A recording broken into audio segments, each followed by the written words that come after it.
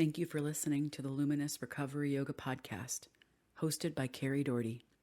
The views and opinions expressed here are strictly those of the person who gave them. Take what you like and leave the rest. These views and opinions do not represent any specific 12-step program, only my experience, strength, and hope in recovering from the dis-ease of addiction and codependency. If you'd like to learn more, please visit my website at www.luminousrecoveryyoga.com. Hello, my friend. Welcome back. Thank you so much for joining me for the Luminous Recovery Yoga podcast. My name is Kari, and I am so grateful to share this space with you. This podcast is an opportunity for me to share two really important modalities in my life. One of those things is recovery, how I recover my spirit from all of the people, places, things, and situations where I left myself behind, and also yoga. Yoga is a practice that has helped me to learn to live inside my body. When I first found yoga, well, not only did I hate yoga, but I hated my body. And so both of those things were true for a while.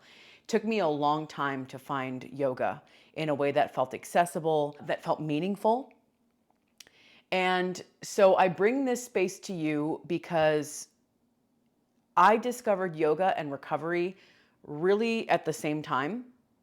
And the two have developed alongside of one another for me, as I couldn't even begin to separate one from the other.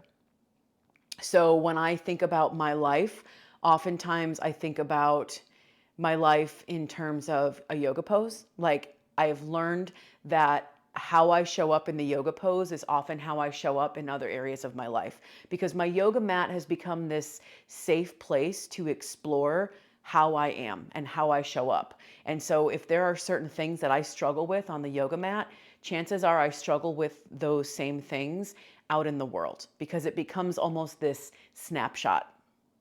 So for me, what I love about yoga is that it's actually very metaphorical. Like, the practice itself is the practice. Like, the poses are the poses, and yet I tap into the pose as a metaphor for life. And so that's what I love about yoga, is it gives me this place to explore myself on a deeper level. And so when I bring you these topics of this podcast, Luminous Recovery Yoga podcast, I generally like to bring in a recovery related topic, but then how I also see that through the lens of a yoga practice, but then there's also yoga history and philosophy. And I don't get so deeply into that all the time, but there are just all of these different layers about how we can start to explore how we show up in the world. And so for me, yoga is one of those things. And you know, there are ways to take these principles that we practice into the rest of our lives. And, you know, one of the things that we say in 12-step recovery is that we practice these principles in all of our affairs. And the same applies for yoga. We practice these principles in all of our poses. And so for me, the pose becomes this place to try on principles. And it's not so much about the pose itself, but it's about who I'm being, how I'm showing up, and how I am utilizing the practice, using the practice in a way that helps me to try on principles. And so that's why it works for me. So that's what I bring you in this space, a place to, one, listen to how somebody else is doing it. One of the things that I really get out of going to meetings is that I get to listen. I learn how to listen for myself in others sharing. So, you know, take what you like and leave the rest. If there are things that I say that resonate, awesome. And if there are things that I say that don't, awesome. Take what works for you.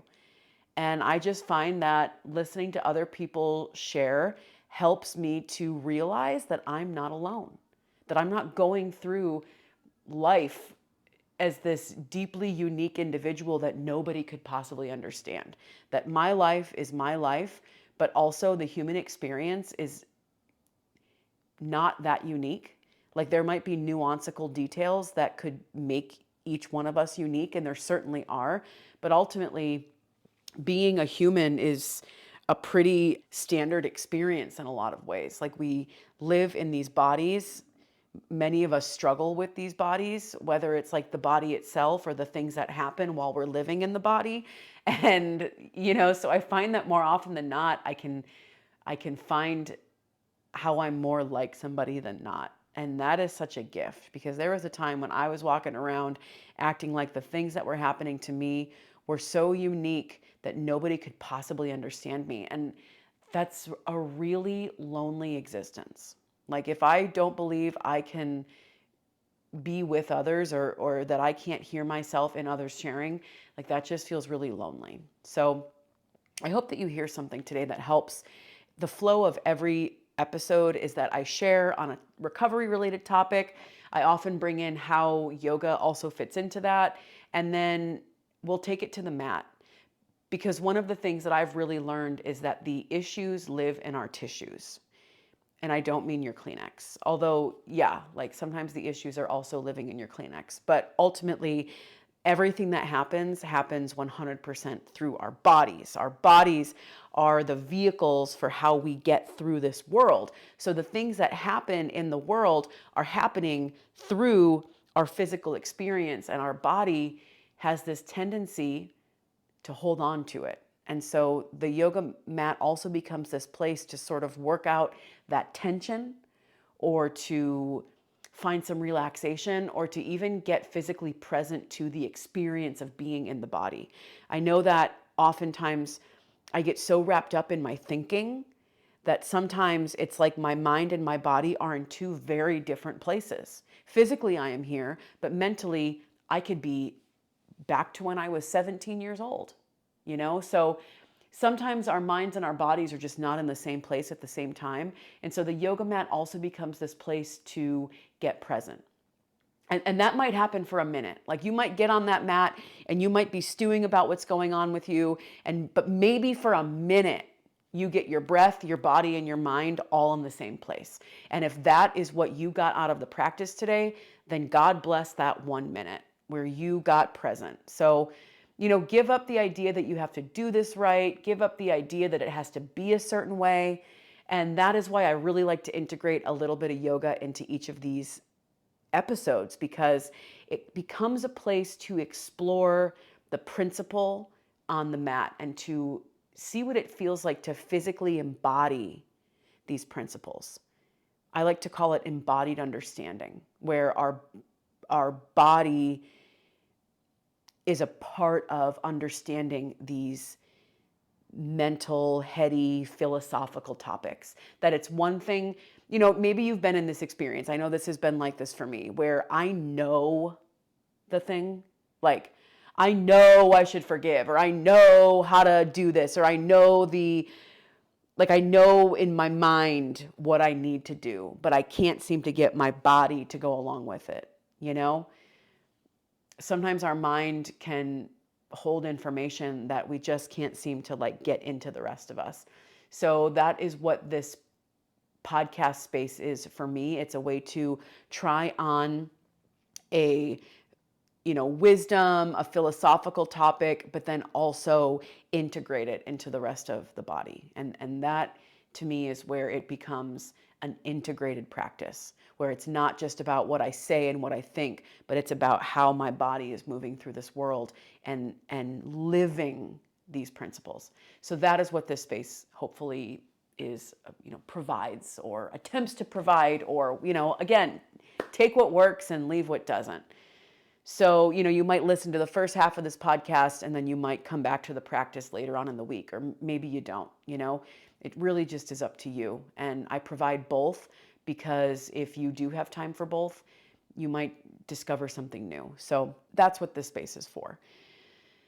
The other thing I want to say before I get into the topic for today is smash that like button and hit subscribe. I hear YouTubers say that and I think it's funny. Smash that like button and hit subscribe. So if you would smash that like button and hit subscribe, that would help me so much. I'm growing this channel, I'm growing this podcast, and I would love for you to be a part of that. So, spread the message. If you find something in here that's helpful to you and you pass it along to, a person who's in recovery with you, or maybe someone that you think might enjoy this, like please share it. So like it, subscribe, share it, leave a comment or a review. These are all things that you can do to help me that are free. So if you get something out of this that helps you and you want to help me back, please hit the like button, share it, subscribe. Any of those things are helpful. Leave a comment. And then one last thing. I teach live yoga classes, and I would love for you to join me live. I teach several yoga classes a week, and there's a button in the description of this podcast or the show notes if you're listening on Apple or Spotify or one of the other podcast outlets. Sign up to take a free class with me. Like, I would really love to see you live. If that works for your schedule, it would be wonderful to actually share real time and space with you. So if you go into that link, it's going to take you to a page where you can sign up to get your first class with me for free. And it would just be really great to have you in person.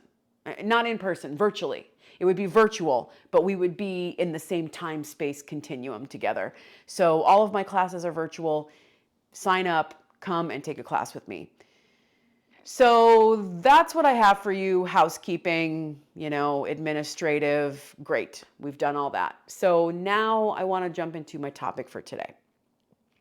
My topic for today is flow. Flow. F-L-O-W. Flow. And I recently was in a meeting where we talked about flow, and I thought, I want to talk about that a little bit more. Just want to explore it a little bit further, and I want to explore it with you. Flow. Right off the bat, what I want to say about flow. Flow is the absence of resistance. I'm going to say that again. Flow is the absence of resistance. Now, let me start by saying I am, or have traditionally been, one of the most resistant students that I know. I start most things with resistance, where it's like, I don't want to, don't make me, why do we have to do that? I don't want to do that. A lot of clenching, right? A lot of contraction. I approach most things with resistance. Yoga, I tried yoga so many different times and I hated it. Like, I was very resistant to yoga. A couple of brief funny stories. I'll never forget a time I was in college and I signed up to take a yoga class for credit. And at the time, cell phones were much smaller and they only really took phone calls and text messages with T9, And so I had a cell phone and I didn't turn my cell phone off. I did not mute it or turn it off. It was not on Do Not Disturb. It was very disturbing. And anyway, I'm in this college class, a room full of probably 60 people in this class. And my cell phone rang 4 times. Now, after the first time that my cell phone went off, I was like, oh shit, that's my phone. And I was embarrassed. Couple minutes later, the phone starts ringing again. Now I'm really embarrassed. By the third time that the phone went off, I was so deeply embarrassed. One, I was not going to get up to silence the phone because I believed then people would know that I was the idiot asshole who did not turn it off the 2 times prior.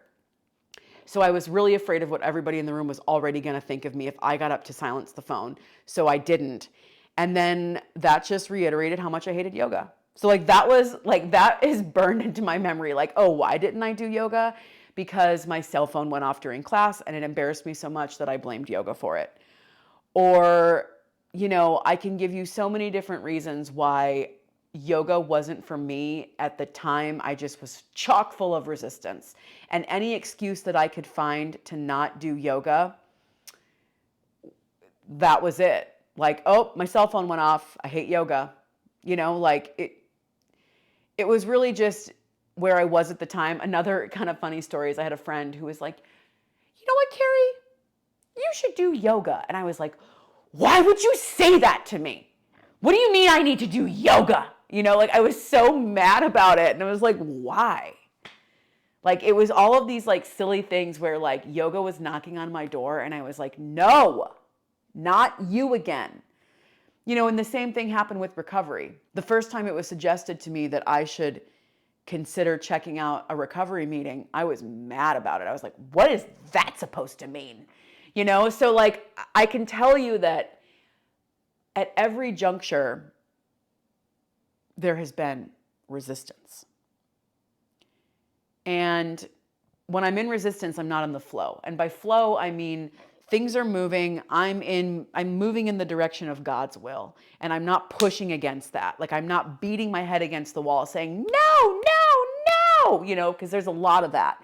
So one of the things that I have learned from yoga and recovery is that oftentimes where there is resistance, that's actually where I'm meant to go. Like, that is actually more in the direction of God's will than the thing I'm resisting. So now I know that when an idea comes up or somebody mentions something and my immediate reaction is no, or like it's to clench or contract, that there is something there. So I now know that that resistance is actually a sign that there is something there. And maybe I'm just not ready to hear it. Maybe I'm not ready to explore it, but that seed has now been planted. And I know myself well enough now to know that that is actually the breeding ground for like, there's something there I'm probably going to have to eventually look at. I'm just not ready to do it today. And that's fine. Like, that is absolutely fine to say, you know what? Not today. But what I now know is that that resistance is actually telling me where I am not in the flow. So resistance has taught me a lot about flow.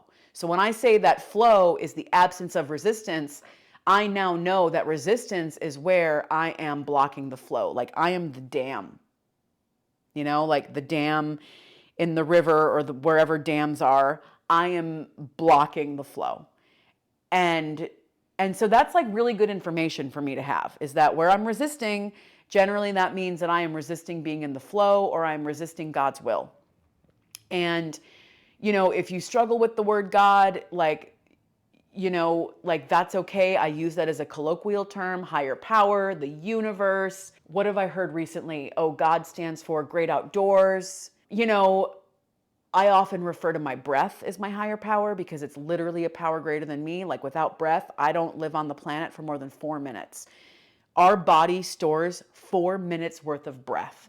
Once we stop breathing, we have 4 minutes to live. 4 minutes. Like, talk about a power greater than me. The breath is a power greater than me. So if you don't like the God word, I just use it as a stand-in for something that is bigger than me. So when I am resisting something that is bigger than me. Like, there's usually something there that I am resisting. So resistance has become a really great teacher for flow. One of the reasons, not reasons per se, one of the ways that I discovered flow was in my yoga practice. I practice a style of yoga where we move the body with the breath. And what I have learned is that my breath is a really good indicator of flow. When my breath is moving and it's calm, my breath is like a mirror to what's happening inside of me. So when my breath is flowing in and out, and there's like this just calm and ease in my body, that's generally when the rest of me is in the flow. But sometimes when my thinking gets distorted and I start to like panic or freak out, I notice that I'm short of breath. I notice that things are not necessarily inside flowing. So my breath has become a really good indicator of flow for me. Flow is something that it's like I can tap into it, So more recently, in the last few months, I've been going through a lot of different, like, what am I doing with my life? What do I want with my life? What would I think would make me happy? Like, am I happy? Like all of these like life questions, right? And I'm sure you can identify with that. Like, we're always asking ourselves, like, what am I doing? Why am I doing that? Am I happy? Is this the right job for me? Is this the right business for me? Whatever. And so as I've been in that inquiry, I often notice that I am trying so hard to figure it out. And one of the things that I have learned in my 12-step recovery is that figuring it out is not a step. So anytime I find myself trying to figure it out, I am generally not in the flow. I am generally in some kind of resistance, because what I'm resisting is reality. What I'm resisting is, someone very wise in program said to me, or has taught me, that God's will is what's happening right now. Like, if I want to know what God wants for me right now, it's like what's happening right now. And sometimes I try to really overthink it. Like, what does God want for me? It's like, well, it's happening right now. And yet I want these big, like, signs and flares and fireworks, and it should be neon, and it should really be very obvious. And sometimes it is. Sometimes it is obvious. But sometimes the signs are like, what if you just went to bed? That's the next thing. It's 10 o'clock at night. Do we really need to get ourselves riled up about this right now? Like, whatever it is, sometimes I am like, what is supposed to be happening right now? And the answer to that is, what's happening right now? That's what's supposed to be happening right now. And when I am resisting that, when I am in resistance of the present moment, I am not in flow. So oftentimes flow happens when I'm not thinking about it. And it's funny, because that's actually how it is for me on the yoga mat. Like, when I'm really in my thoughts, or I'm like, why is this teacher doing this? Or like, why are we doing this right now? Or like, oh, I have so many things to do. Like, why did I decide to take a yoga class today? Or like all the chit chat that goes on in my mind. When I'm really invested in that chit chat, I am generally not in the flow.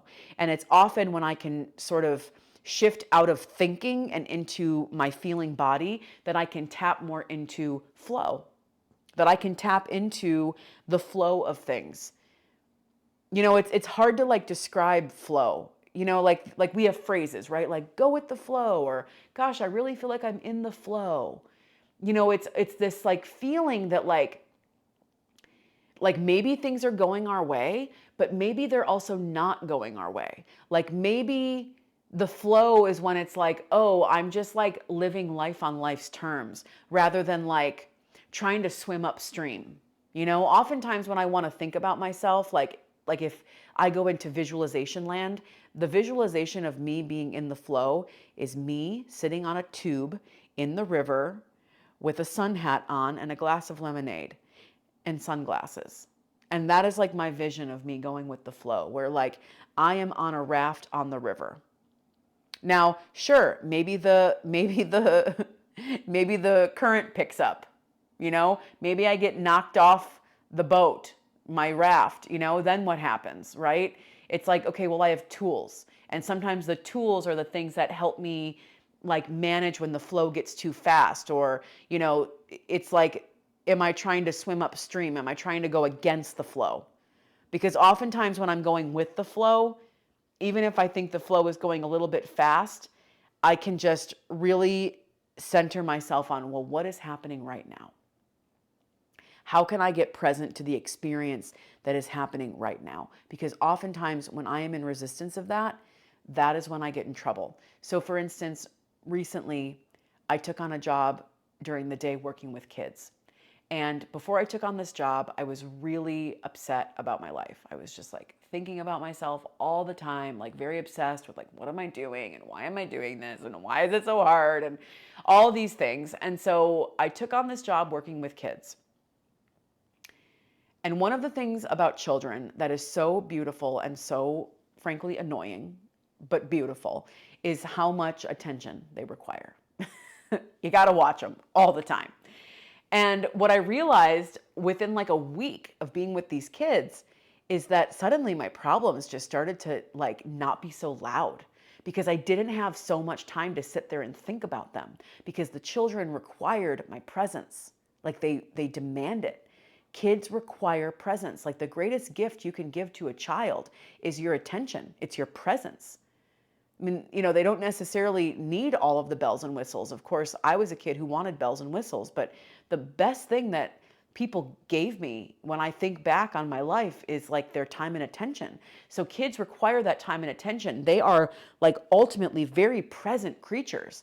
And so the more I started working with these kids, the more I started to notice that the sounds of why is my life like this in my head just started to get so much quieter. And then that is actually when things started to click for me, is when I wasn't so obsessed about my own problems. When I started giving service and attention to others, I found that my life started to flow in a completely different way. And all of a sudden I was like, oh, I think I want to go back to school. I think I want to do this or that with my business. Like, all of a sudden I wasn't so obsessed about my problems, and the problems kind of worked themselves out. Like, I found new inspiration, or I found myself just not so worn down all the time that I couldn't think about what possibly could be next. So I find that when I'm sitting there obsessing in my mind, churning my problems over and over and over again, obsessing about things and how they're not going my way, that is not flow.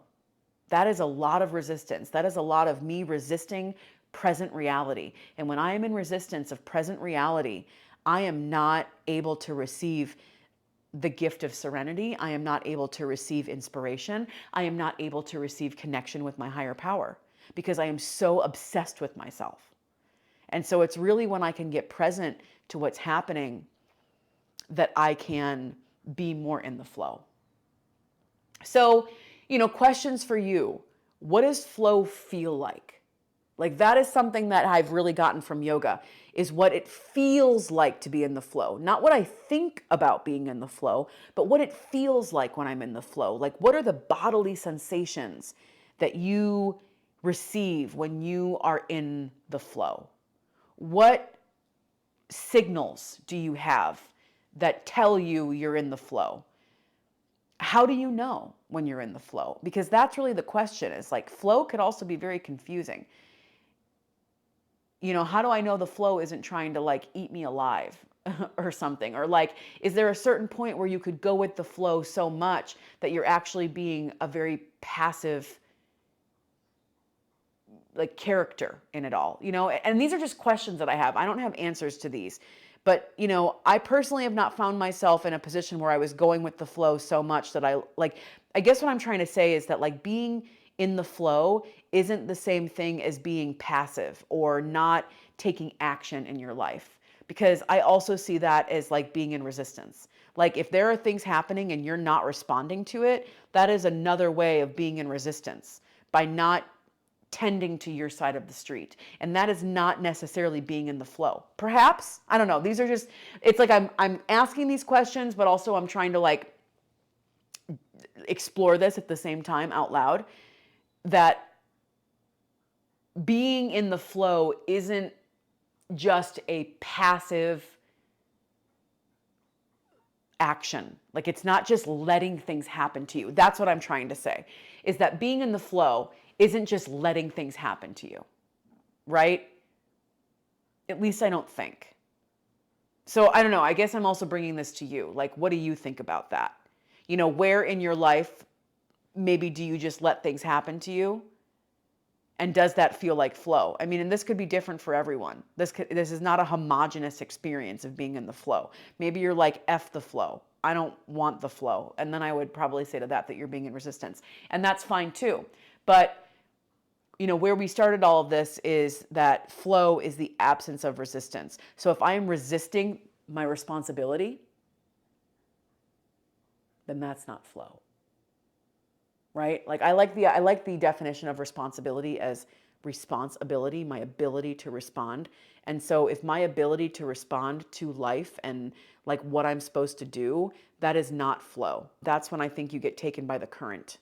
Like, if we're using the river as sort of a metaphor here, I think that's when you just get sort of taken by the current and drown, because like flow is powerful. But if you also don't like, and I'm not saying like resisting that, but like also like we have to do our footwork. Like, we have to meet higher power halfway.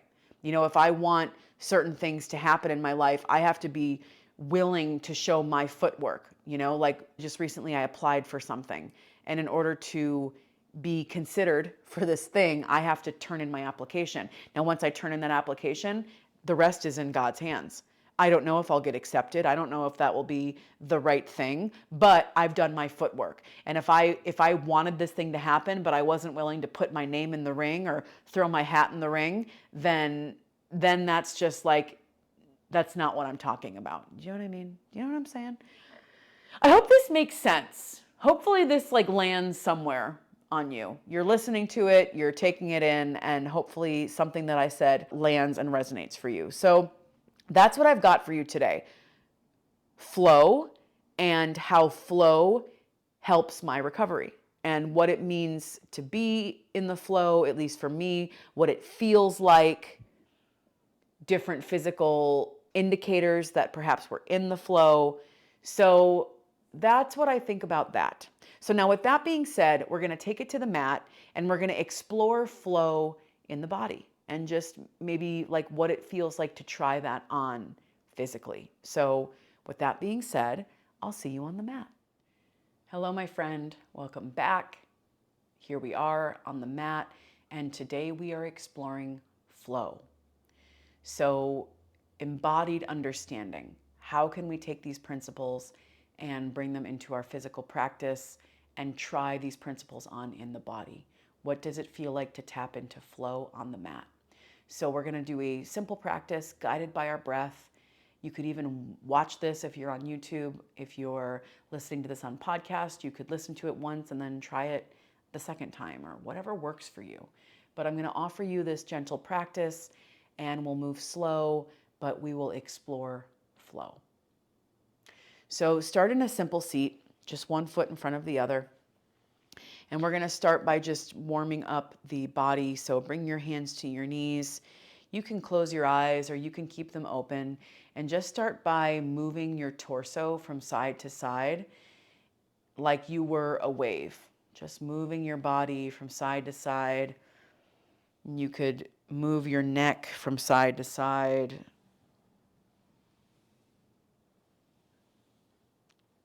And then begin to move your torso in some circles. So moving your body in some big circles. I like to imagine that I was a spatula scraping and scooping the edges of a really big bowl. So imagine that you were just moving and scooping and making some movement in your low back. You can involve your neck and your tailbone. Just move your body.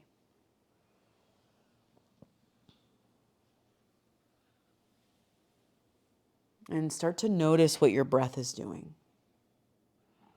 Move your body with your breath.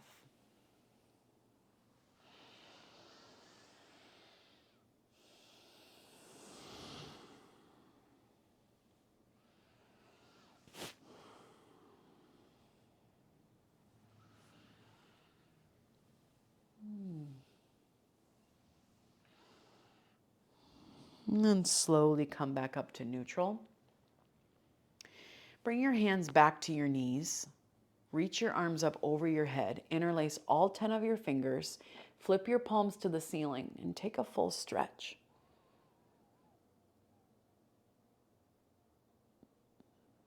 And then bring your hands back to your knees. Straighten your right leg. Pull your left foot to the inside of your leg. And then slowly bow forward over your leg. And you can reach for your foot, or maybe your hands land on your calf.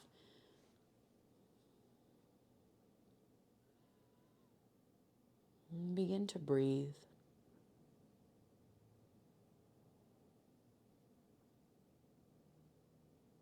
Notice how the breath feels, flowing in and out.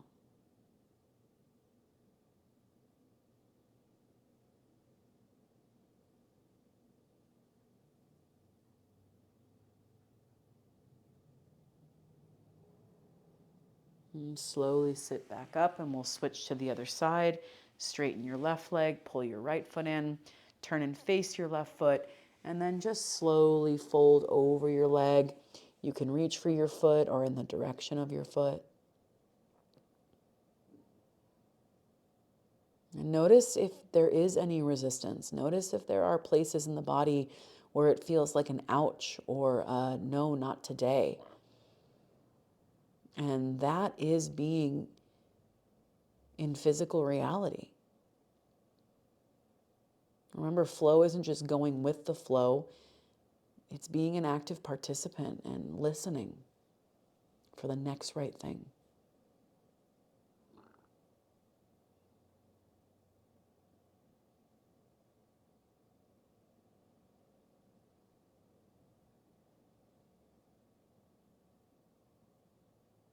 And then slowly come back up. We're going to experiment with some very simple and gentle sun salutations as a way of tapping into flow. So start by coming to all fours. And we'll take some rounds of cat-cow to just begin. Start by dropping your belly, lift the center of your chest. Round your back, tuck your chin to your chest, push the floor away. Do it again. Take a breath in, drop your belly, lift your chest. And then round your back, push the floor away. Now take a few more rounds of cat-cow. Move your body in any way that feels good. You can continue to move up and down, or you might move from side to side. You could circle your neck and your tailbone.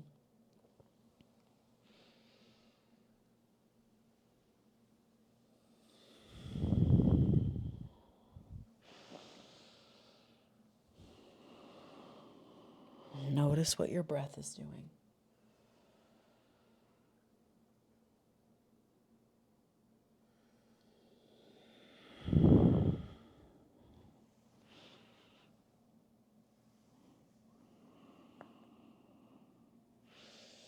Look to the top of your mat. Step your feet forward. Stand up. Reach your arms over your head. And take a big full stretch.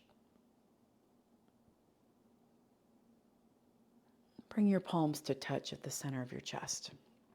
Pick your toes up, spread your toes out, ground into your heels and soften at the knees. And we'll take 3 simple sun salutations. Reach your arms up over your head, breath in. Bow forward, breath out. Halfway lift, stretch the crown of your head forward. Downward facing dog. I like to use blocks under my hands. Step your feet back and set your eyes between your toes. Find a softness in your knees. Your heels do not have to touch the floor.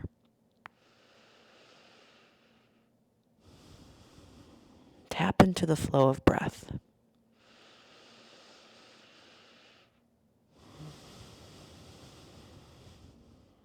With an inhale, lift your heels up. Bend your knees, look forward, step to the top. Halfway lift, inhale. Forward fold, exhale. Mountain pose, stand up. Palms touch at your chest.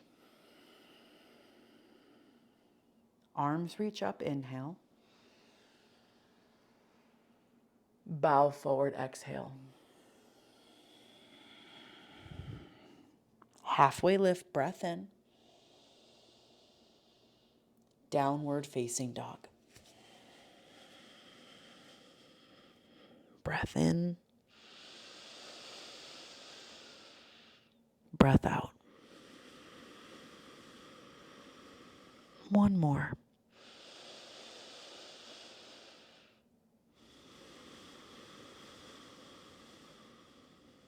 Pick your heels up, bend your knees, look forward, step to the top. Halfway lift, inhale. Forward fold.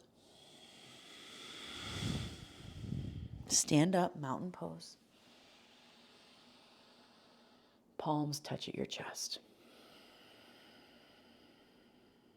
Arms up, inhale. Forward fold, exhale. Halfway lift, inhale. Downward facing dog.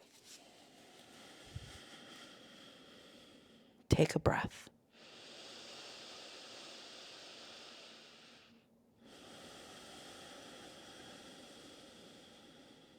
One more.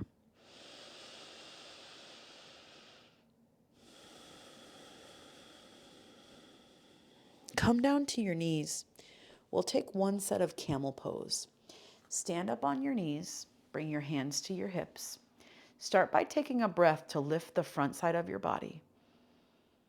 And then lift your pelvis forward. Start to lift the center of your chest up towards the ceiling. Hug your elbows and shoulder blades in towards your spine.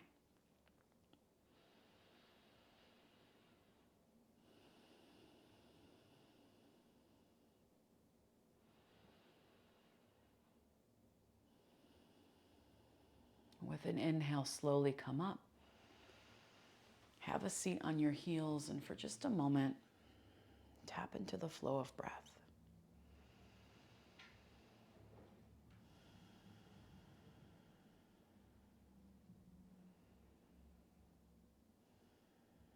We'll take a brief Shavasana.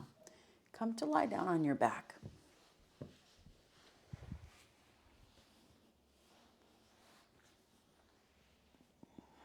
Let your legs lengthen in front of you with your feet flopping heavy out towards the sides. Lift up your shoulders and slide your shoulder blades underneath you, and just allow your palms to naturally rest facing up. And if it's comfortable to you, close your eyes.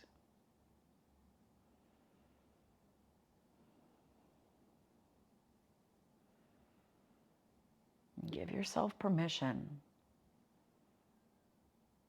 to lie here, to let yourself be, without having to do anything, please anyone, make anything special happen.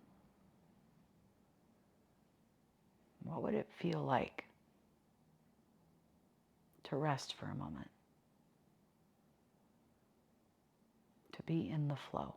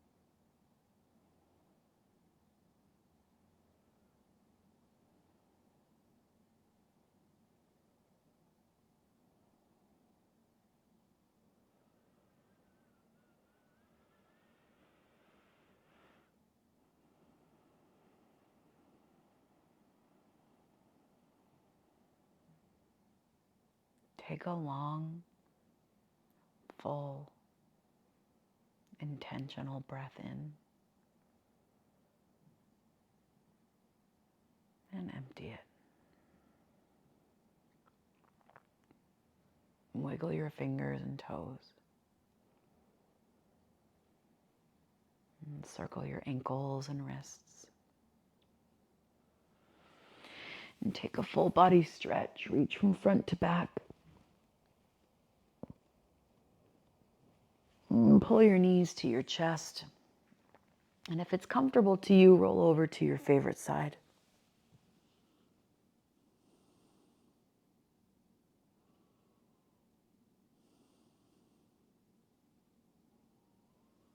And then gently make your way up to a seat.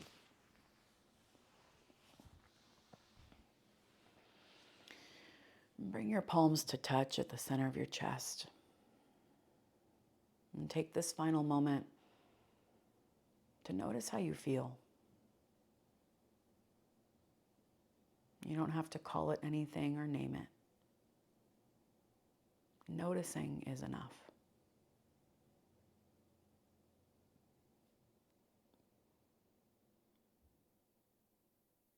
Bring your thumbs to the center of your forehead and bow your head towards your heart.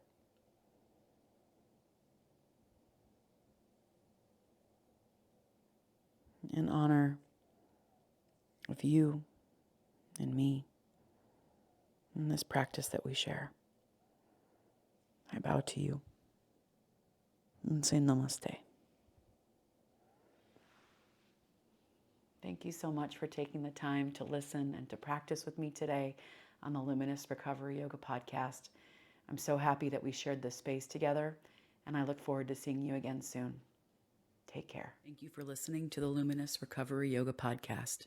If you'd like to support the show, please consider joining my Patreon or leaving a comment and review if you're listening on Apple Podcasts or YouTube.